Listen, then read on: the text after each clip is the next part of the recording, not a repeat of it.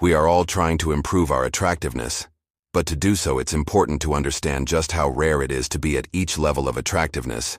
First, let's start with the sub-5. Roughly 20% of men are sub-5s. Less than 5% are true sub-5s. Most sub-5s are a result of terrible lifestyle plus normie genes. For example, are generally overweight, balding, or terrible skin. Most sub-5s are just unkept normies.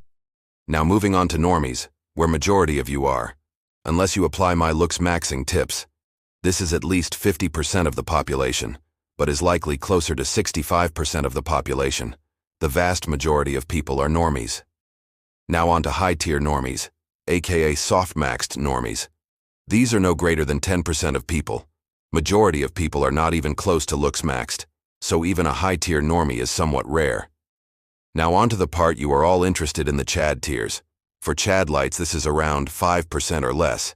These are rare people, who would stand out in a crowd, usually have one specifically striking feature, and to be here puts you easily in the top 10% of attractiveness. Now for the Chad tier, a true Chad is easily less than 1% of the population. You would struggle to spot one in your day-to-day life, as they are exceedingly rare, and to reach this tier is not only difficult, but impossible for many of you, as you have to have a good genetic base. Even if you were to hard max, you would need above-average genetics to reach Chad status. It's extremely rare, and therefore you shouldn't compare yourself to these people. It's okay to admire and want to achieve this, but accept your limits and looks max to your potential. And finally are the genetic miracles known as PSL GODs. These are so rare, you are unlikely to see one in your lifetime. They are exceptionally rare. Hence why many are given careers solely based on their looks. They are the equivalent of 7F'd on the height scale, potentially even rarer.